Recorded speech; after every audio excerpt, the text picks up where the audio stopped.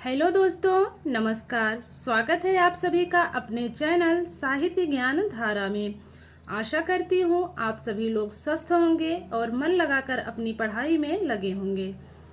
तो रोज की तरह ही आज हम लोग देखेंगे कवियों की श्रृंखला में केशव दास जी के बारे में। केशव दास जी का समय 1555 ईस्वी से लेकर 1617 ईस्वी के मध्य माना जाता है। तो बिना किसी देरी के शुरू करते हैं आज की क्लास को। केशवदास रीतिकाल के प्रथम कवि आचार्य माने जाते हैं। रीतिकाल के प्रवर्तक आचार्य चिंतामणि माने जाते हैं और रीतिकाल के सर्वश्रेष्ठ कवि बिहारी माने जाते हैं। केशवदास ओरछा नरेश राम सिंह के भाई इंद्रजीत सिंह के आश्रय में रहते थे। केशवदास जी निम्बार्क संप्रदाय में दीक्षित थे। केशवदास जी को वेदांतवादी मिश्र कहा जाता है। केशवदास जी की रचना रामचंद्रिका को डॉक्टर रामस्वरूप चतुर्वेदी ने छंदों का अजायब घर कहा है। आगे देखते हैं कवि केशव को आचार्य रामचंद्र शुक्ल ने कठिन काव्य का प्रेत कहा है। मिश्र बंधुओं ने कवि केशव को भाषा का मिल्टन कहा है। मिश्र बंधुओं ने केशवदास को क्या कहा है? तो भाषा का मिल्टन कहा है। आगे देखते हैं। आगे है कवि केशव के काव्य की संवाद योजना को सर्वश्रेष्ठ माना जाता है। कवि केशव की कविप्रिया प्रथम काव्य शास्त्रीय ग्रंथ माना जाता है। महत्वपूर्ण है। वैसे तो जो इसमें जितने भी बिंदु हैं सभी महत्वपूर्ण हैं। आगे देखते हैं। कवि केशव की कविप्रिया प्रथम काव्य शास्त्रीय ग्रंथ माना जाता है। केशव ने कविप्रिया की रचना रुद्र भट्ट के श्रृंगार तिलक के आधार पर की। कविप्रिया में कुल 16 प्रभाव या अध्याय हैं। आगे देखते हैं। आगे है कवि केशव की रसिक प्रिया में कुल 16 प्रकाश या अध्याय हैं। कवि केशव की विज्ञान गीता में प्रतीक शैली का प्रयोग हुआ है। यह एक आध्यात्मिक ग्रंथ है। कवि केशव की छंदमाला हिंदी काव्यशास्त्र का प्राचीन ग्रंथ माना जाता है। इसमें 77 छंदों के लक्षण व उदाहरण दिए हैं। आगे है कहा जाता है कि रामचंद्रिका की रचना एक रात में ही हो गई थी। रामचंद्रिका में कुल 39 प्रकाश या सर्ग हैं। आगे है केशव ने संचारी भाव के 2 नवीन भेद किए। एक तो आदि है और दूसरा विषाद है। तो ध्यान रखेंगे केशव ने संचारी भाव के 2 नवीन भेद कौन कौन से किए हैं? तो आदि और विषाद है। केशव ने रूपक के भी 3 नवीन भेद किए हैं, अद्भुत, विरूढ़ और रूपक। बात अगर संचारी भाव की जाए तो जो नवीन भेद हैं वो हैं आदि और विषाद, और बात की जाए रूपक के 3 नवीन भेदों की तो वो हैं अद्भुत, विरूढ़ और रूपक। केशव ने अलंकारों को महत्व देते हुए कहा है, यद्यपि सुजाति सुलक्षणी सुवर्ण सरस सुवृत भूषण बिनु न विराजई कविता वनिता मित्र। पुनः देखेंगे, यद्यपि सुजाति सुलक्षणी सुवर्ण सरस सुवृत भूषण बिनु न विराजई कविता वनिता मित्र। आगे है कहते हैं कि केशव की प्रेरणा स्रोत राय प्रवीण नामक नर्तकी थी। कहते हैं कि केशव की प्रेरणा स्रोत राय प्रवीण नामक एक नर्तकी थी या नृतकी थी।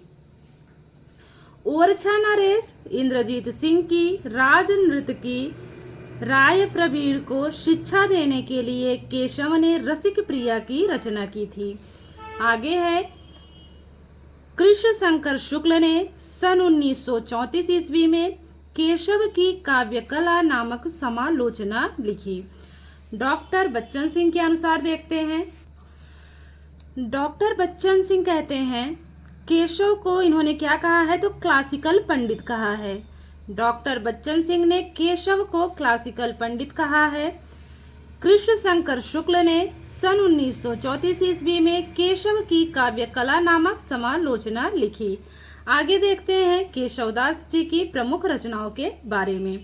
तो इनकी रचनाएं हैं रसिक प्रिया 1591 ईस्वी, कवि प्रिया 1601 की है, रामचंद्रिका 1601 ईस्वी की रचना है, रतन बावनी 1607 ईस्वी, वीर सिंह देवचरित 1607 ईस्वी, विज्ञान गीता 1610 की है, जहांगीर जसचंद्रिका 1612 ईस्वी की रचना मानी जाती है। बात करें इनकी प्रसिद्ध पंक्तियों की, तो इनकी प्रसिद्ध पंक्ति है सिंधु तरियों उनको बनरा तुम पे धनुरेख गई न तरी। फिर से देखेंगे, सिंधु तरियों उनको बनरा तुम पे धनुरेख गई न तरी। तो ये पंक्ति है केशव दास जी की। अब देख लेते हैं, अभी हम लोगों ने विस्तृत अध्ययन किया, अब देख लेते हैं प्रश्नोत्तरी के माध्यम से परीक्षा की दृष्टिकोण से बनने वाले महत्वपूर्ण प्रश्नों के बारे में कि केशव दास जी से कौन कौन से प्रश्न किस प्रकार से बन सकते हैं।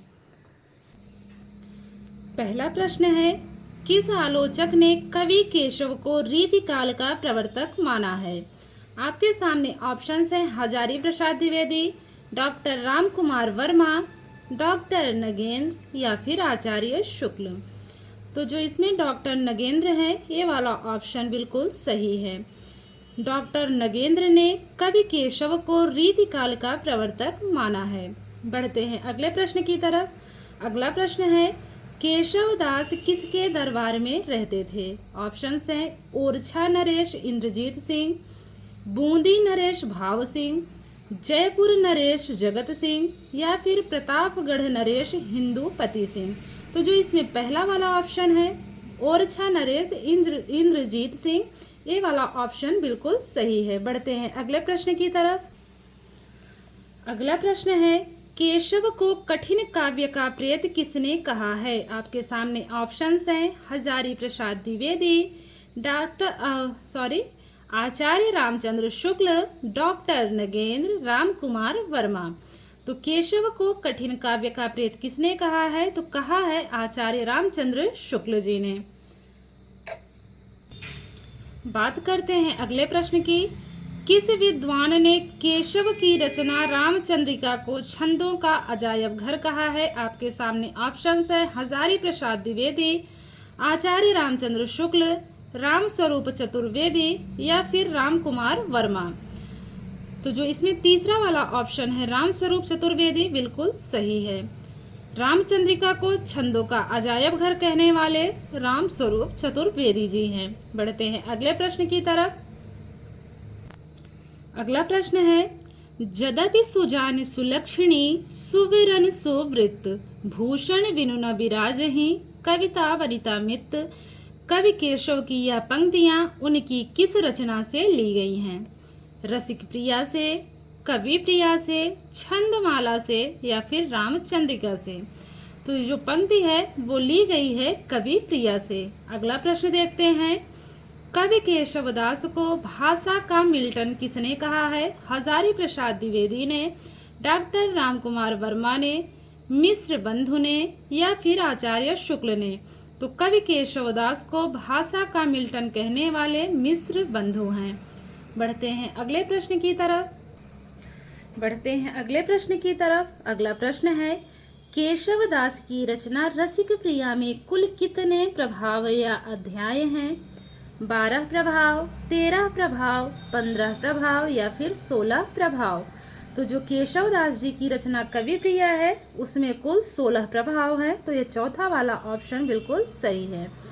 अगला प्रश्न है, केशव के काव्यों में किस कला की विद्वानों ने मुक्त कंठ से प्रशंसा की है?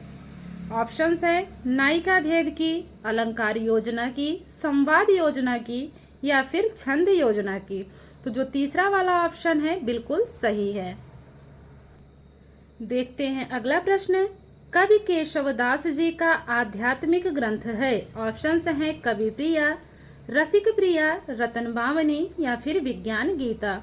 तो तो कवि केशवदास जी का आध्यात्मिक ग्रंथ जो है वो है विज्ञान गीता। अगला प्रश्न है, प्रवीण राय किसकी शिष्या थी? कवि देव की, कवि चिंतामणि की, कवि केशव की या फिर भिखारी दास की? तो जो इसमें तीसरा वाला ऑप्शन है कवि केशव बिल्कुल सही है। अगला प्रश्न है, केशवदास जी का अलंकार ग्रंथ कौन सा है? अब इसमें अलंकार ग्रंथ पूछा है। आपके सामने ऑप्शंस हैं रसिक प्रिया, कवि प्रिया, छंदमाला, रामचंद्रिका। तो जो इसमें छंदमाला है ये तीसरा वाला ऑप्शन बिल्कुल सही है। अगला प्रश्न है, केशव की काव्य कला नामक आलोचना किस विद्वान ने लिखी? केशव की काव्य कला नामक आलोचना किस विद्वान ने लिखी? ऑप्शंस हैं रमाशंकर शुक्ल रसाल, कृष्ण शंकर शुक्ल, राम स्वरूप चतुर्वेदी या फिर राम कुमार वर्मा। तो जो कृष्ण शंकर शुक्ल हैं ये दूसरा वाला ऑप्शन बिल्कुल सही है। केशव की काव्य कला नामक आलोचना लिखने वाले कृष्ण शंकर शुक्ल जी हैं। अगला प्रश्न है, भाषा बोली न जानहीं जिनके कुल के दास पंक्ति के कवि कौन हैं? केशवदास जी हैं, मलूकदास हैं, तुलसीदास हैं या फिर घनानंद हैं? तो भाषा बोली न जानहीं जिनके कुल के दास, तो इसमें जो पहला वाला ऑप्शन है यह पंक्ति है केशवदास जी की। अगला प्रश्न है, प्रसिद्ध काव्य रामचंद्रिका की रचना कब हुई? ऑप्शंस हैं 1599 ईस्वी, 1600 ईस्वी, 1601 ईस्वी या फिर 1602 ईस्वी। तो प्रसिद्ध काव्य रामचंद्रिका की रचना 1601 ईस्वी में हुई है। बढ़ते हैं अगले प्रश्न की तरफ। अगला प्रश्न है, कवि केशवदास की रचनाओं का लिखित वर्ष के अनुसार सही क्रम कौन सा है? रसिक प्रिया, कवि प्रिया, विज्ञान गीता या फिर रतन बावनी?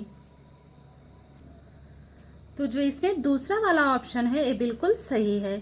पहले रसिक प्रिया है, फिर कवि प्रिया है, फिर रतन बावनी है, उसके बाद है विज्ञान गीता। बात अगर करें रसिक प्रिया की तो इसका समय है 1591 ईस्वी, कवि प्रिया का समय है 1601 ईस्वी, रतन बावनी का समय है 1607 ईस्वी, विज्ञान गीता का समय है 1610 ईस्वी।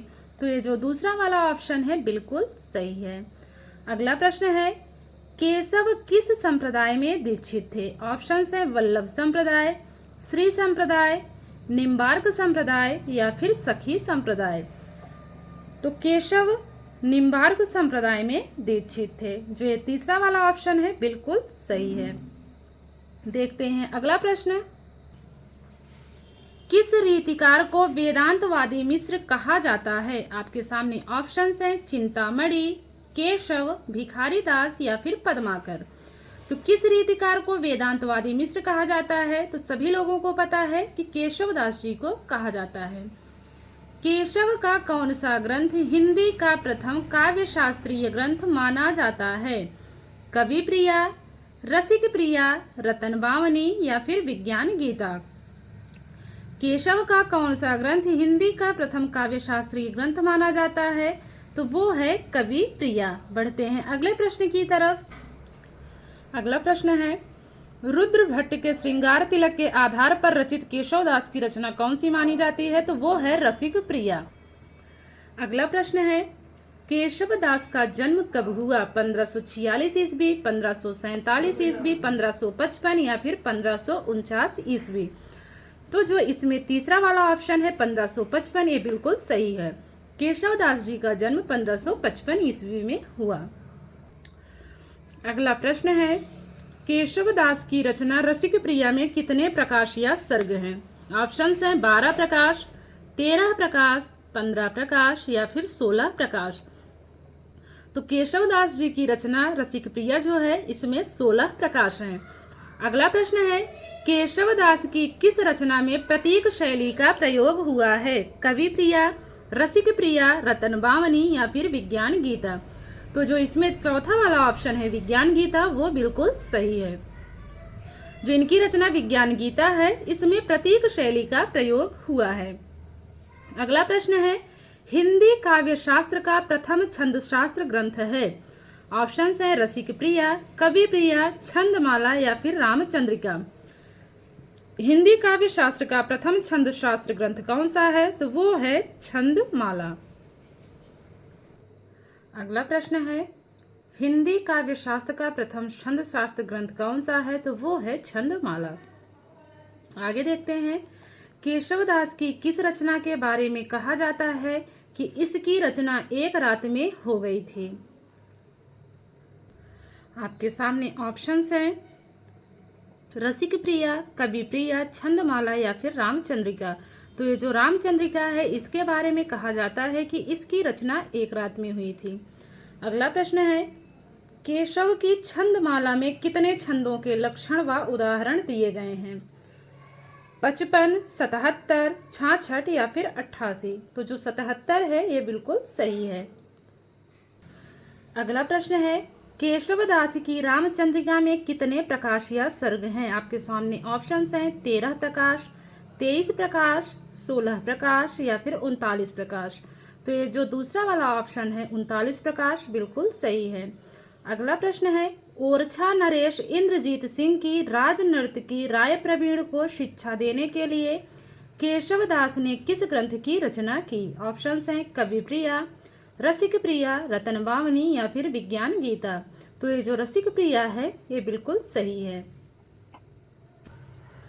अगला प्रश्न है भाषा बोली न जानहीं जिनके कुल के दास पंक्ति के कवि कौन हैं? ऑप्शंस हैं केशवदास, मलूकदास, तुलसीदास या फिर घनानंद। तो जो पहला ऑप्शन है केशवदास बिल्कुल सही है।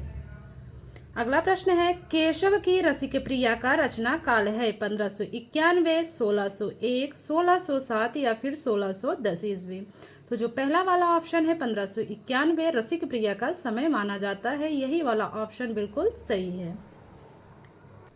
अगला प्रश्न है केशव की कवि प्रिया का रचना काल है 1591, 1601, 1607 या फिर 1610। तो केशव की कवि प्रिया का रचना काल है 1601 ईस्वी। अगला प्रश्न है केशव की रामचंद्रिका का रचना काल है 1591 ईस्वी, 1601 ईस्वी, 1607 ईस्वी या फिर 1610 ईस्वी। तो जो इसमें 1601 ईस्वी है ये बिल्कुल सही है। अगला प्रश्न है केशव की रतन बावनी का रचना काल है 1591 ईस्वी, 1601 ईस्वी, 1607 ईस्वी या फिर 1610 ईस्वी। तो जो रतन बावनी है इसका रचना काल है 1607 ईस्वी। अगला प्रश्न है केशव की विज्ञान गीता का रचना काल है 1591 ईस्वी, 1601 ईस्वी, 1607 ईस्वी या फिर 1610 ईस्वी। तो केशव की विज्ञान गीता का रचना काल है 1610 ईस्वी। देखते हैं अगला प्रश्न। अगला प्रश्न है केशव की 1612 में लिखित रचना है। आपके सामने ऑप्शंस हैं कवि प्रिया, रसिक प्रिया, जहांगीर जस चंद्रिका या फिर विज्ञान गीता। तो जो 1612 ईस्वी में लिखित रचना है वो है जहांगीर जस चंद्रिका। अगला प्रश्न है केशवदास की रचनाएं किस काव्यधारा से संबंध रखती हैं? ऑप्शंस हैं भक्ति काल, रीतिबद्ध, रीति सिद्ध या फिर रीति मुक्त। तो जो केशवदास जी की रचनाएं हैं वो रीतिबद्ध काव्यधारा से संबंध रखती हैं। तो आज की क्लास यही थी। आशा करती हूँ आप लोगों को ये क्लास अच्छी लगेगी, ये वीडियो अच्छी लगेगी। अगर आप लोगों को वीडियो अच्छी लगे तो जो है चैनल को जिन लोगों ने सब्सक्राइब नहीं किया है वो लोग सब्सक्राइब कर लेंगे और जो है वीडियो को लाइक भी कर दीजिएगा आप लोग अगर अच्छी लगे। और वीडियो अच्छी लगे तो कमेंट करके ज़रूर बताइएगा ताकि ऐसी ही वीडियोज़ हम आप तक पहुंचाते रहें। मिलते हैं कवियों की श्रृंखला में एक और कवि के साथ। तब तक के लिए सभी को जय श्री कृष्णा, जय श्री सीताराम, नमस्कार।